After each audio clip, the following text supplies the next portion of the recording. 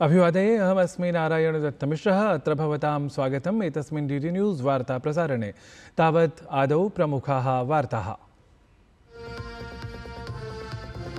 राष्ट्रपतिपदासीना द्रौपदी मुर्मुः भुवनेश्वरनगरे एकं नवं न्यायालयपरिसरम् उद्घाटयेत्।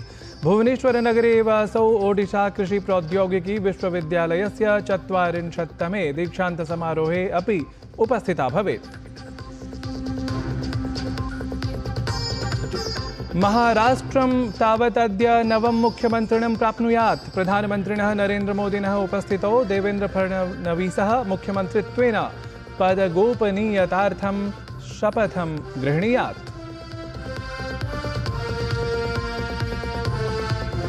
संसदः द्वयोः सदनयोः अद्य अनेकानि महत्त्वपूर्णानि विधायिकार्याणि सम्पाद्यन्ते। तावत् लोकसभायां ऐषमः रेल संशोधन विधेयकम् अथ राज्यसभायां भारतीय वायुयान विधेयकम् अवलम्ब्य भवेत् चर्चा।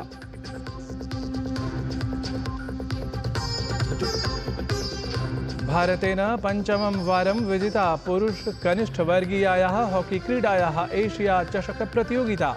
रोमाञ्चके द्वन्द्वे ह्यः 5-3 इति अङ्कानाम् अन्तरालेन पाकिस्तानदलं पराभूय भारतेन रचितः इतिहासः। साम्प्रतं वार्ताः विस्तृतीकृताः।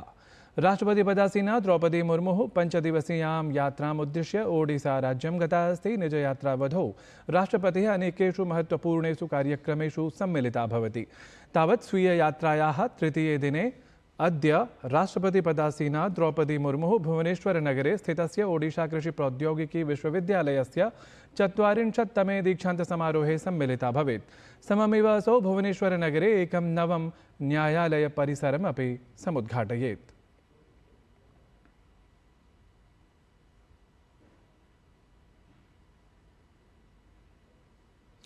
महाराष्ट्र विधानसभा निर्वाचनात् 11 दिवसाभ्यन्तरे महायुतिपक्षतः देवेन्द्र फडणवीसः मुख्यमन्त्री निर्वाचितं गतः। एकनाथ शिन्देः अथ अजित पवारः च उपमुख्यमन्त्रित्वेन चितौ जातौ। महाराष्ट्रे महायुतेः एते त्रयः नेतारः राजभवनं गत्वा राज्यपालं च सम्मिल्य महायुतिप्रशासनसङ्घटनस्य प्रस्तावं समुपस्थापितवन्तः।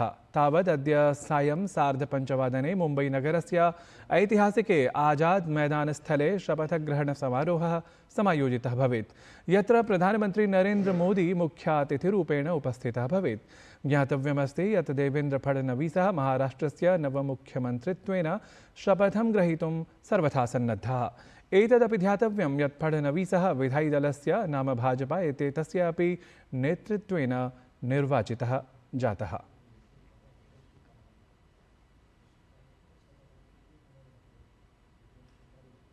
संसदः सदनद्वये अद्य अनेकानि महत्त्वपूर्णानि विधेयकानि उद्दिश्य चर्चासत्रम् आयोज्येत। अथ कानिचन विधेयकानि अद्यैव अभ्युपगतानि अपि भवेयुः इति समाकल्यते।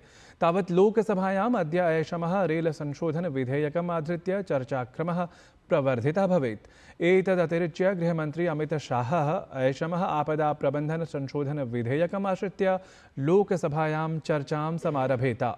अथ राज्यसभायाम् अद्य ऐषमः भारतीय वायुयान विधेयकम् आलक्ष्य अपि चर्चा जायेत। एतत् सर्वं समेत्य एव सदनद्वये प्रश्नकालावधौ विभिन्नमन्त्रालयाः प्रश्नान् अपि उत्तरेयुः।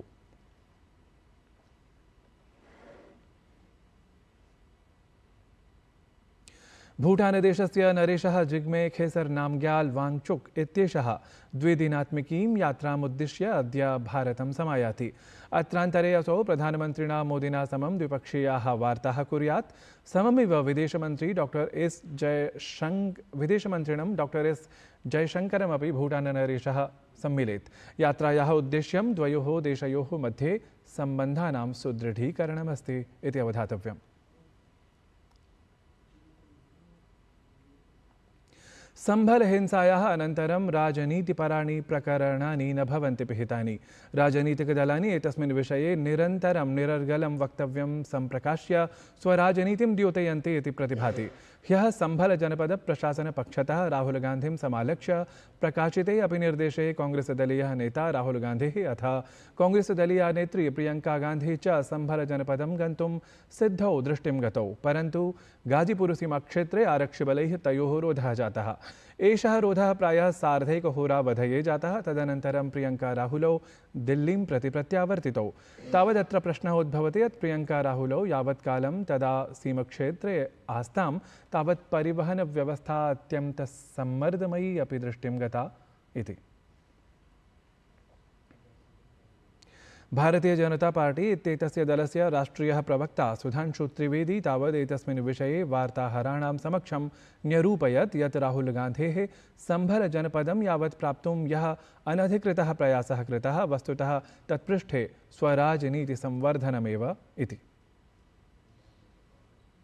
राहुल गांधी जी संवेदनशील इस समय जो क्षेत्र है वहां संभल में जाने का प्रयास करते नजर आए। समाजवादी पार्टी के वरिष्ठ नेता प्रोफेसर राम गोपाल यादव जी ने यह कहा है कि कांग्रेस औपचारिकता निभा रही है। मैं उनके बयान में को थोड़ा अलग रूप में कहना चाहूंगा कि कांग्रेस औपचारिकता नहीं विवक्षता निभा रही है। ऐसा प्रतीत होता है कि सिर्फ मीडिया आकर्षण पाने के लिए उन्होंने इंडी गठबंधन को साथ न रख पाने की छटपटाहट में यह कार्य किया है। और यहां पर दोनों पार्टियों के बीच में देखिए कितना बेहतरीन द्वंद्व चल रहा है। विदेश मंत्री डॉक्टर एस जयशंकरः गतदिने राज्यसभायां भारत-चीन-सम्बन्धविषये अथ LAC इति नियन्त्रणरेखास्थितिविषये अपि वक्तव्यं प्रकाशितवान्। असौ उक्तवान् यत् 20-20-सहस्रतमे वर्षे भारतसीमायां चीनदेशीयसैनिकानाम् अवैधप्रवेशकारणात् सीमवर्तिषु क्षेत्रेषु शान्तिसौहार्दभावः भग्नः सञ्जातः आसीत्। अस्माकं सम्बन्धाः च असामान्याः सञ्जाताः आसन्, परम् अस्माभिः निरन्तरं कृतैः कूटनीतिकप्रयासैः सम्बन्धेषु परिष्कारः समायातः। असौ उक्तवान् यत् अधुना पूर्ववर्ती लद्दाख क्षेत्रात् चरणबद्धरीत्या पूर्णरूपेण सैनिकानां प्रत्यावर्तनं सञ्जातम् इति। Situation arising after our counter deployment called for a multiple set of responses. The immediate priority was to ensure disengagement from friction points so that there would be no further untoward incidents or clashes. This has been fully achieved, as I will explain. The next priority will be to consider de-escalation that would address the massing of troops along the LAC with associated accompaniments. It is also evident that the management of border areas will require further attention in the light of our recent experiences. तावत् विदेशमन्त्री doctor S जयशंकरः राज्यसभायाम् इतोपि कथितवान् यत् सम्बन्धैः सममेव शान्तिस्थापना अपि आवश्यकी अस्ति। एतदर्थमसौ रक्षामन्त्रिणः अथ चीनदेशस्य स्वीयसमकक्षेण समं सम्पर्कं साधयति। तत्र स्थितेः परिष्कारार्थं द्वयोः देशयोः अधिकारिणः सततं संवादं समाचरन्ति। विदेशमन्त्री डॉक्टर एस जयशंकरः अथ कुवैतदेशस्य विदेशमन्त्री अब्दुल्ला अली अल याहिया इत्येषः गतदिने दिल्ल्याम् एकं प्रतिनिधिमण्डलस्तरीयम् उपवेशनं समाचरितवन्तौ। अत्रान्तरे विदेशमन्त्री जयशंकरः मध्यपूर्ववर्ती क्षेत्रस्य अथ पश्चिमेशिया क्षेत्रस्य प्रवर्तमानस्थितिविषये चिन्तां प्रकटितवान्। अथ उक्तवान् यत् एतस्यां स्थित्यां भारत-कुवैतदेशाभ्यां परस्परं सुदृढः सम्पर्कः साधनीयः इति। तत्रैव कुवैतदेशस्य विदेशमन्त्री अब्दुल्ला अली अल याहिया इत्येषः प्रधानमन्त्रिणः नरेन्द्रमोदिनः प्रयासान् प्रशंसितवान् अथ उक्तवान् यत् प्रधानमन्त्री नरेन्द्रमोदी जगतः सर्वाधिकेषु बुद्धिमत्सु जनेषु अन्यतमः इति। असौ उक्तवान् यत् प्रधानमन्त्रिणः प्रयासैः भारतं वैश्विकमञ्चे नवं कीर्तिमानम् अर्जयति।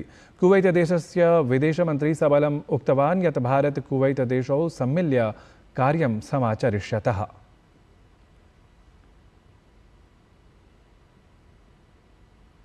उत्तरप्रदेशस्य मुख्यमंत्री योगी आदित्यनाथः गतदिने लखनऊ-नगरे विधिव्यवस्थायाः स्थितिमालक्ष्य अधिकारिभिः समं समुपवेशनं समाचरितवान्। उत्तरप्रदेशे विधिव्यवस्थायाः समीक्षां च असौ बृहद्रीत्या विहितवान्। दृश्यश्रव्यतन्त्रमाध्यमेन आयोजिते अत्र उपवेशने उत्तरप्रदेशस्य सर्वे अपि आरक्षिप्रमुखाः वरिष्ठाधिकारिणः च सम्मिलिताः अभवन्। भारतेन 29 वर्षवयोमितायाः पुरुषवर्गीय क्रिकेट् क्रीडायाः एशिया कप इत्याख्यप्रतियोगितायाः उपान्त्यचक्रे स्थानं सुनिश्चितमस्ति। ह्यः क्रीडितं गते द्वन्द्वे भारतीयदलेन UAE इत्येतद्दलं 10 स्तोभरक्षापुरस्सरं पराजितम्। श्वः तावत् प्रतियोगितायाः एतस्याः उपान्त्यचक्रे श्रीलङ्कादलविरुद्धं सङ्घट्टः भारतस्य भवेत्। अफगानिस्तानदेशे एड्स् इति रोगस्य 209 प्रकरणानि पुष्टिं गतानि। तत्रत्येन स्वास्थ्यमन्त्रालयेन सूचितं यत् अफगानिस्ताने एड्स् इति रोगस्य उपचारार्थं 8 केन्द्राणि अथ 61 परीक्षणकेन्द्राणि सक्रियाणि सन्ति। तत्र हि सम्पूर्णे अपि देशे पीडितेभ्यः आवश्यकाः स्वास्थ्यसेवाः प्रदीयमानाः सन्ति। भारतेन पञ्चमं वारं पुरुषकनिष्ठवर्गीयायाः हॉकी क्रीडायाः एशिया चषक प्रतियोगिता विजिता। तावत् गतदिने क्रीडिते रोमाञ्चके द्वन्द्वे 5-3 इत्यङ्कानाम् अन्तरालेन पाकिस्तानदलं पराभूय भारतेन अनुक्रमं तृतीयवारं प्रतियोगिता एषा विजिता अस्ति।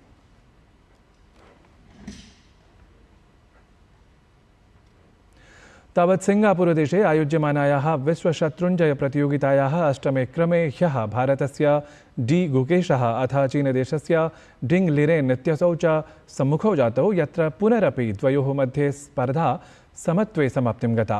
14 क्रमसमन्वितायाः प्रतियोगितायाः एतस्याः 9मः क्रमः शुक्रवासरे अर्थात् श्वः भवेत्। वस्तुतः विश्वशत्रुञ्जयप्रतियोगितायाम् एतस्यां साम्प्रतं द्वयोः क्रीडकयोः मध्ये यः अपि सार्धसप्ताङ्कान् समर्जयेत् असौ एव अन्ततः विजेतृत्वं भजेत इति अवधेयास्पदम्। एतद्धि वार्ता संस्करणम् अधुना सम्पद्यते। अभिनववार्ताभिः सह पुनः उपस्थास्यामः। तावत् मङ्गलं भूयात्।